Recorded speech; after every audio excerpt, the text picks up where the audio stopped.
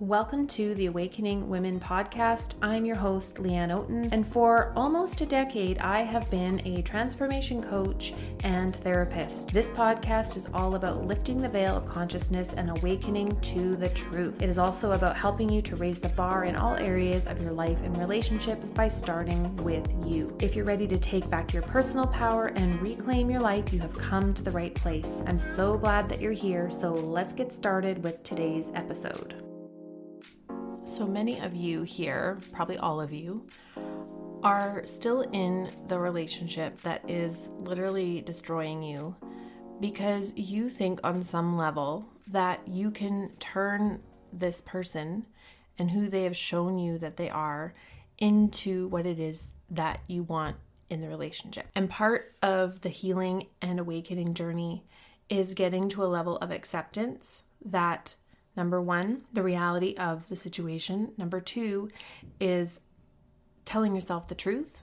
And number three is the honest to goodness acceptance that it's not going to change. They are not going to change. And this is where so many of you, so many women, I've done this work for over 6 years, specifically in this area, with helping women out of these relationships, helping them to find their power in them and walk away. And the first step is the acceptance that this is not going to change. So either I stay and try and live my best life within this, which, as you know, is near impossible.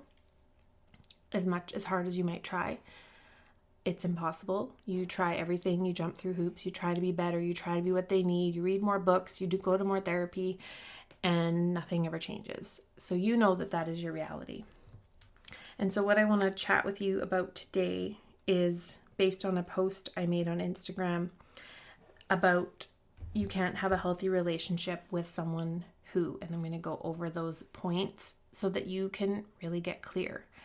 And I think you will know as I go through these that that is the truth, that with these things going on a predictable, cyclic, ongoing pattern basis, you cannot have a healthy, peaceful, loving, safe relationship with someone who, number one, gets defensive, says nasty things, or shuts down during hard conversations.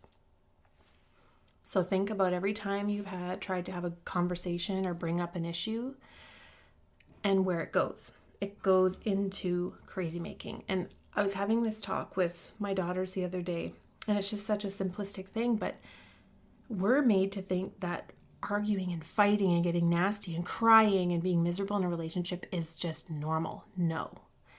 Maybe it's normal for some of us who grew up in that, so it becomes normal, but we need to start to see it as abnormal. That if that is going on in a relationship, the relationship is no good. Don't try to fix and figure out why the fights go nasty and you're left feeling emotionally shattered after. Like that should be like every woman's deal breaker, but because we have programming to be the nice girl to put up with, we have kids, we have a house, we have all these obligations, so we keep putting up with more, we keep putting up with more, we keep putting up with more, try to make it change, try to make them change, and we don't see like how absolutely unworkable the situation is. So that is the first truth, is that you cannot have a healthy relationship with someone who gets nasty, who can't even self-reflect for a moment or even afterwards to come back and see what they've done and shift and adjust their behaviors. Or if they completely shut down or they stonewall and they go off and you're not even able to address the issue. So there is a difference here between, I think, shutting down, like we can all kind of go there for a moment, and complete stonewalling where the situation is not getting resolved. So there's a difference between the two, and it's a pattern. Like, is this happening every single time you try to bring up a hard conversation or have an uncomfortable conversation? They shut down, get defensive, stonewall, act out, lash out, deflect, blame, and get defensive. The second is that you can't have a healthy relationship with someone who loses their shit under pressure or can't manage their stress in a healthy way. You will notice that a lot of their bad behavior is equated to, I'm so stressed and I've got a lot on my plate and I'm under pressure and you do this, that, and the other thing, and you're always asking for something and you always have a problem, or they're under pressure or stressed and they're irritable and edgy and they make everyone else around them walk on eggshells and feel on edge.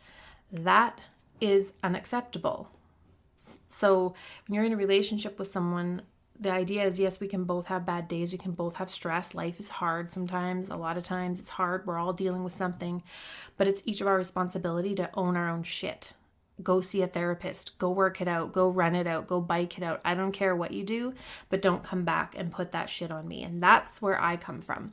And so if I am doing that to someone, I have to own that as well. So if I have a problem with someone, it's my job to go and communicate that clearly and consciously, not emotionally vomit all over someone else or treat someone else like shit. So like we each are responsible for how we manage our stress and pressures, internal world, emotions, and stress.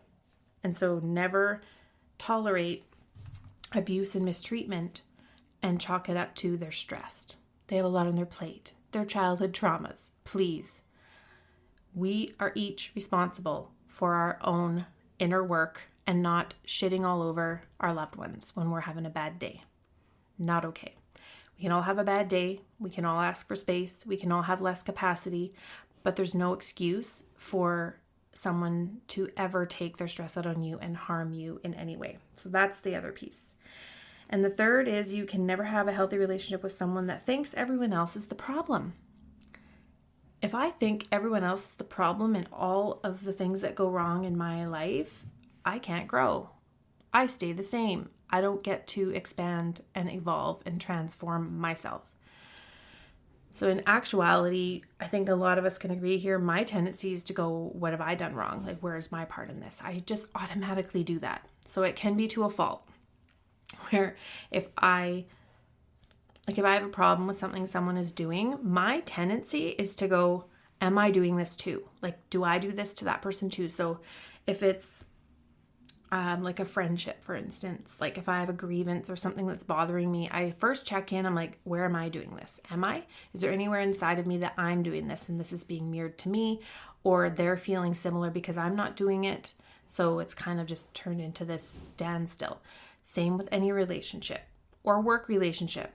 Ask yourself before you complain or bring it up or raise an issue or ask for change. Where am I mirroring this? Where am I doing this? Where am I projecting this onto them that I'm actually doing? First, we clean up our own side of the street.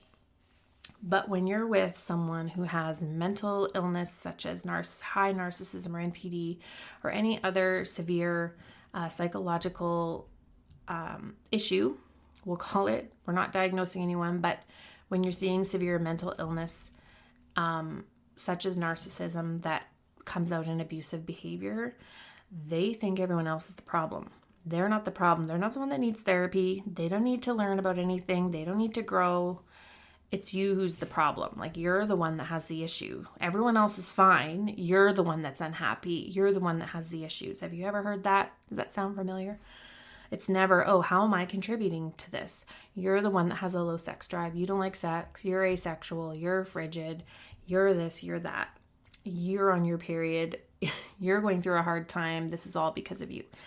So they think everyone else is the problem and they have no part in the problems in their lives.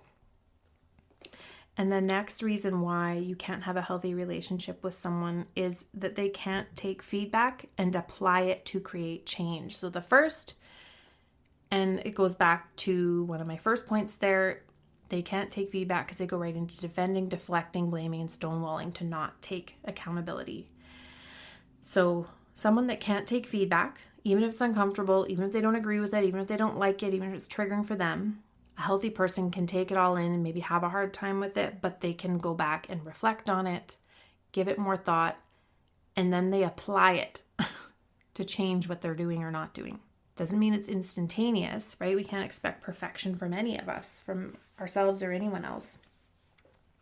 But a conscious person that is basically has the capacity for emotional maturity and self-reflection will be able to apply your feedback and change, because one, they want to grow, And 2, because they want to keep you in their lives. They value you. So there's a twofold there. So if someone can't take feedback and then apply that feedback to create change, you cannot have a healthy relationship with them. And the next is that they think they know everything and are always right. So sure, some people can tend towards some of those tendencies, but if they're not even willing to see that that's how they operate, that they have those tendencies to be that all-knowing and they're closed-minded to other people's perceptions, beliefs, and perspectives, but they can take that feedback and realize, oh yeah, I actually can tend toward that, and I will work on being more open-minded to other people's thoughts instead of closing them down, right? I know I've certainly been there at times based on certain subjects, right? So everyone can go there, where I just felt like my stance on this, that, and the other thing was the only stance, and everyone else who didn't agree, they were the idiots, right? I can look back on that now and certain topics of things where I did take that stand, whereas life has taught me, well, there are still things that I will not back down on when it comes to safety, health of children, women, like men, toxic masculinity. There's certain things that I stand very firm on that I obviously would never waffle on. But most things now, I just see everything as everyone has a different perspective. And when you're dealing with someone who is high on the narcissistic spectrum, they aren't looking at things from that way. It's a very pervasive thing where everyone else doesn't know what they're doing. They're the idiots. They're doing it wrong. I know the right way. And that's just, my way or the highway kind of thing. So it kind of feels like that. And it does feel like that. I shouldn't say kind of. It feels like that. You start to realize, like, man, I don't have a voice. Like, I don't have any say. Anything that I say seems to get dismissed or diminished or countered in some way, or it's being explained why it won't work every time. That is impossible to live with. And that's something that we have to realize is not workable for the long term. And the final is, you can't have a healthy relationship with someone who resorts to abusive behavior, control, and manipulation to get their needs and wants met. And I should have added in there coercion, coercive behavior to get their needs met in all areas. So there should never be an air of manipulation in a relationship, abuse and control, for them to be able to get what they want. So you should never feel, and this can be hard. So coming from someone with a history who has had control and abuse and things like that, in my history, I have a very low tolerance for feeling at all boxed in, at all being told what to do, or for anything that might have some resemblance of abusive behavior, like the slightest thing. I am on guard all the time. So there's that, right? We have to own that within ourselves, that is part of our history, and own it, that we don't have tolerance for that. And that is okay. You don't have to have tolerance for things that feel like shit. That doesn't mean that there are going to be partners for us out there that are perfect and won't have any times that might happen. And so when you're looking at, and I talk to my clients like about this all the time, where they're in these relationships, they're leaving them or they're newly out of them, and they're talking about, like, I'm so afraid to even open up to another relationship again, or see myself with someone else again, because I'm so afraid of repeating the past. This is why the inner work is so important. Do it well before, start now, so that when you're seeing someone that is doing these behaviors on a repetitive basis and they're not open to feedback and there's no change happening, you can put your boots on and walk on out that door. Like, these boots were made for walking. Too bad I didn't have that song to play right now. You want to be able to see that within the very early stages, that this is a pattern. I know how I feel when I'm in these patterns. This person is not open to feedback to adjust anything, and therefore this is not workable for me. The end. You're not going to stick around to try and change a frog into a prince or an asshole into Mr. Charming. Like, well, they're already charming. You can't change an asshole into a conscious being. When you start noticing yourself going into, how can I've got to like change this and fix this and drag this along, and you have to stop yourself and check in and notice, are you going back into old patterns? And if you are, is it you? Is it the other person? Is it the relationship? Is it certain behaviors? Do you need to address them? Is it time to walk away? And this is where we all are responsible for this discernment and doing our own work to recognize when things are workable and when they're not, and not dragging it on and on and on and on. So when you're in a relationship like this, obviously that's one thing, but when you come out of it, you don't want to repeat history. Like, I know, like, for me, biggest fear I could imagine among like something happening to, obviously something bad happening to my kids, but like ending up feeling trapped in something that I can't get out of is like one of my greatest fears. And I know that there are so many women that can relate to that.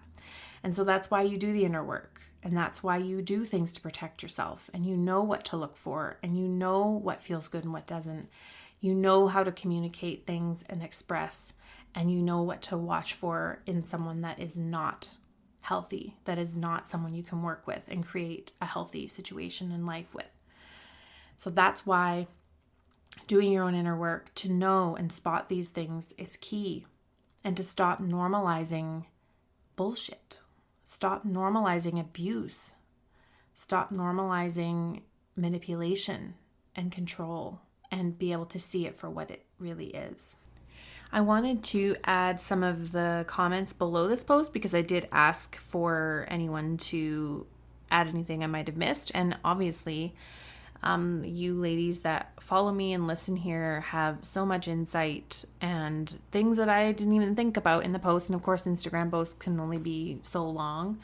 And I like it to open up conversations. So if you're not on my Instagram, make sure that you come on over and join the community. I'm at Awakening Women Official on Instagram, so you just have to search that and you'll find me. But it's most often a really awesome place to connect and comment on the posts and connect with other women. And they come up with some really good insights and some good ideas. So here are some of those. So this, again, based on you can have a healthy relationship with someone who, fill in the blank, who deflects as an instant reflex to anything they could possibly feel like a criticism or critique or something they've done, creates arguments where there are none, where there is no problem, lies straight-faced, unblinking and unflinching when given proof of the thing they are lying about on a regular basis. Yes, you are completely right. You cannot have a healthy relationship with someone that is doing that 100%. So being, just the dishonesty piece. Yeah, no, you cannot have a relationship where there is dishonesty. There is no way, no how. Once trust has been broken, it is so difficult to get back. Easy to break, difficult to repair, but you cannot repair it when the lying and the dishonesty is continuing, where you're constantly having to patch these holes where the lies have been told. Patch them up and forgive and forget and move on. And then there's more and there's more. And you just get to a place where you have nothing left. Someone that's not accountable, doesn't own it, and lies, yes. Lies even about minor things. So that's one thing I obviously forgot that you ladies reminded me of. So that is great. So those were the biggest ones. And then another was just obviously like the addictions. If they have severe addictions and it's impacting your life, they become abusive with addictions, they're endangering you with addictions, that's obviously not workable either.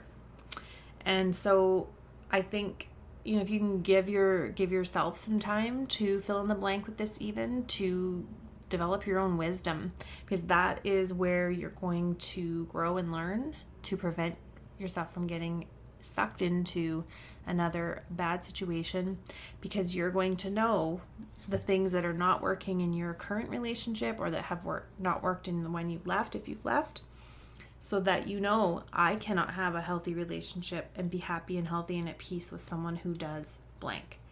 Have your list ready. Know what those things are and know what those deal breakers are. And then, the other piece to this is it's not quite as simple as that. It does go deeper because you need to do the inner work required so that you spot those kind of things and you address them. You don't just overlook them. And that takes work, because you got to unearth all the crap of the people pleasing and the fear of standing up for yourself and the guilt of setting boundaries and saying no and all of the conditioning.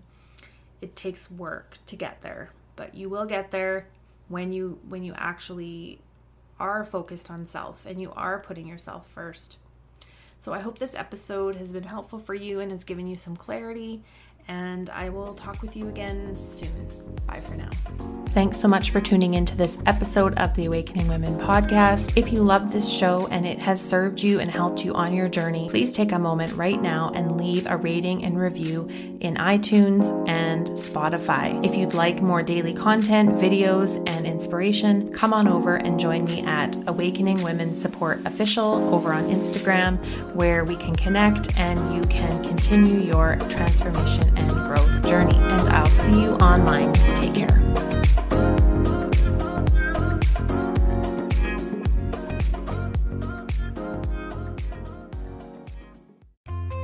In today's world, finding the facts and applying the truth to solve complicated problems is a bold move. Become an actuary and use your math skills to bring predictability to uncertainty. Actuaries are respected professionals and truth tellers valued across the globe. And actuaries are the U.S. News number 22 top-paying career. Explore a great career in a field you love, making a real difference for real people. Find your path. The world needs actuaries more than ever.